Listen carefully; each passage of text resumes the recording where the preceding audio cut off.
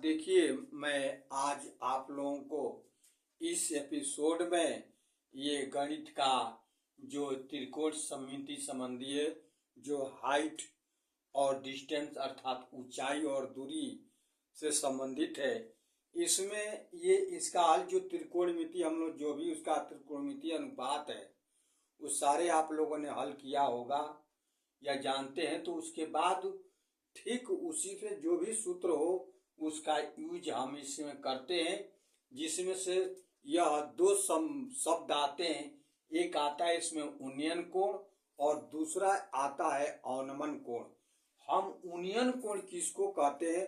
उन्नयन कोण हम उसी को कहते हैं जैसे ये मेरा आंख है, इस आंख से जो क्षैतिज जो रेखा है, इस रेखा से यदि ऊपर हम देखते हैं या कोई बिंदु है, कोई वस्तु है, उसका हम इस तरीके से जो जाने वाली जो रेखा होती है उसके बीच जो बनने वाला कोण होता है उसी को हम उन्नयन कोण कहते हैं।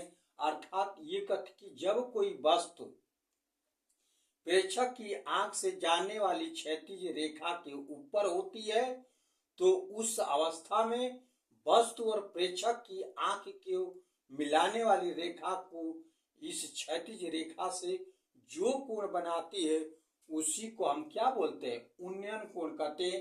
जैसे देखिए, आप लोगों का ये आंख है, ये आप लोग का आंख से सीधा ऐसे ये क्षैतिज रेखा है और इसके ऊपर कोई बिंदु है, इससे वस्तु से जो यह मिलाने वाली जो रेखा था जो जिसको हम दृष्टि रेखा कहते हैं और इसके बीच जो बना कोण है इसी को हम क्या बोलते हैं? उन्नयन कोण कहते हैं। अर्थात कोण POX ये उन्नयन कोण है। ये बात आप लोगों को समझ में आ रहा है ना?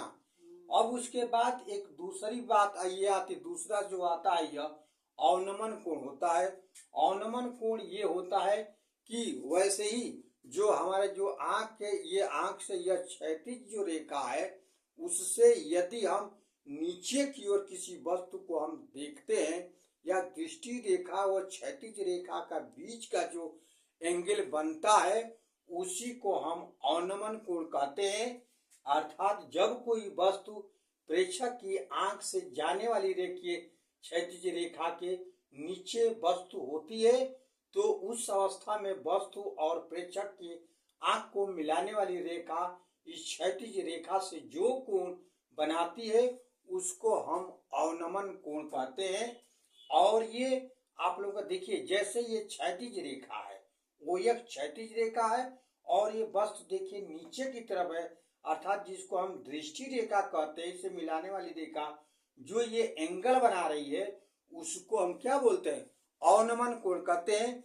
और ये भी बात होती है कि जो उन्नयन कोण और अवनमन कोण दोनों आपस में बराबर होते हैं। इसी पर आधारित मैं एक ये प्रश्न को समझा रहा हूं, बता रहा हूं।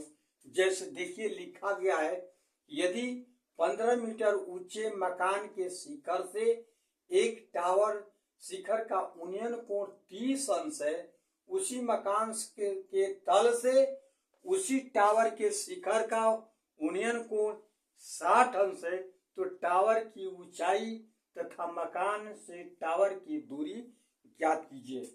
अब देखिए, मैं इसका सबसे पहले डायग्राम देखिए। ये आप लोगों का ये मकान है, जो यह A और यह B एक मकान है जो यह 15 मीटर क्या है, लंबी ऊंची है। आ रहा समझ में? और एक यह P और Q एक यह मीनार है जिसकी ऊंचाई क्या है, H मीटर है। H मीटर है, यह समझ आ रहा ना? और इससे जो ये मिल रहा रेखा यह दूरी X मीटर है और इसके समांतर में यह रेखा खींचा तो ये कह रहा है, देखिए इसको लिखना है कि यह AB हल, ये AB एक मकान है जिसकी ऊंचाई इधर लिख दे रहा हूं, जिसकी ऊंचाई 15 मीटर है तथा एक मीनार यह P और Q है जो H मीटर ऊंचा है। ये बात समझ में आ रहा है ना। अब देखिए ये कह रहा है कि ये मकान है, इसके ऊपर ही ऊंचे मकान शिखर का जो टावर के ये देख रहे हैं, यहाँ शिखर का ये टावर के जो शिखर ये है, इसका उन्नयन कोण ये आप लोग का क्या है, 30 अंश है। समझ में आ रहा ना यह। अब देखिए मकान के तल से, मकान ये है तो तल इसका ये है, इस तल से उस टावर का शिखर का ये उन्नयन कोण माने यहां से ये उन्नयन कोण क्या है, 60 अंश है।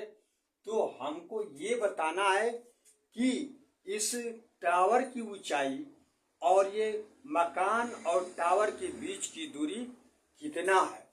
जैसे अब देखिए इसमें ये जो दूरी है वही दूरी ये भी है, तो ये भी x है। समझ आ रहा नहीं अब। तो अब हम लिख रहे हैं कि समकोण त्रिभुज ए, यहां मान लीजिए कि आर मान लीजिए, तो ए आर पी में देख रहे ना, ए आर पी में। अब ये देखिए यहां पर ये जो दूरी लेंगे यह पी आर, ये आप लोगों का h माइनस 15, क्योंकि ये इतना घट जाएगा, तो ये दूरी आप लोगों का जो पी आर है h माइनस 15 है।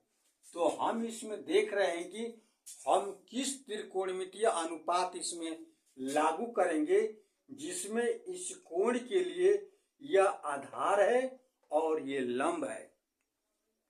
तो हम जानते हैं कि tan 30 अंश बराबर लंब बटा में आधार, अर्थात पी आर बटा ये ए आर। तो ये इसका मान है ये h माइनस 15 और इसका मान है x।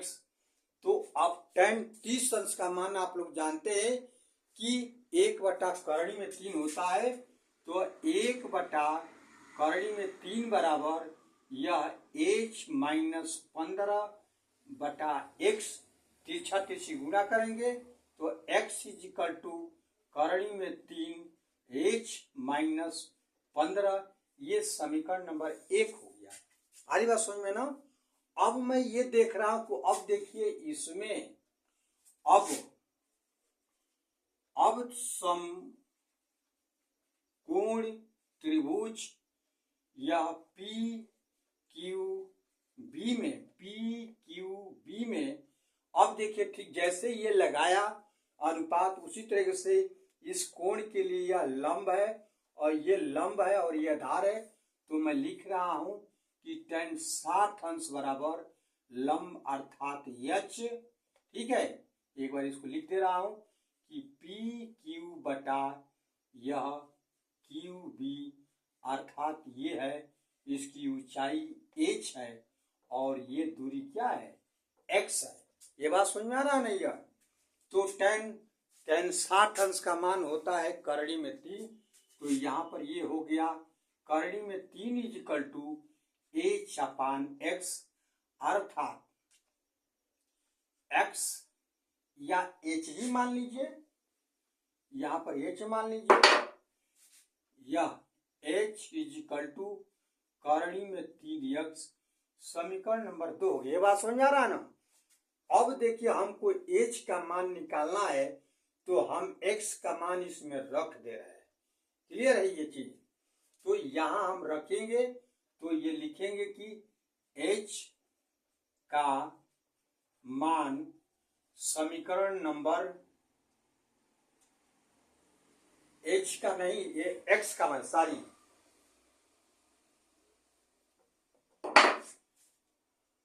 x का मान समीकरण नंबर 2 में रखने पर, तो अब देखिए यह h है अरे करणी में h बराबर करणी में 3x है, तो यह करेंगे तो आप लोगों का यह करणी में 3 और x के जगह पर ये आप लोगों का करणी में 3 गुणे h माइनस 15।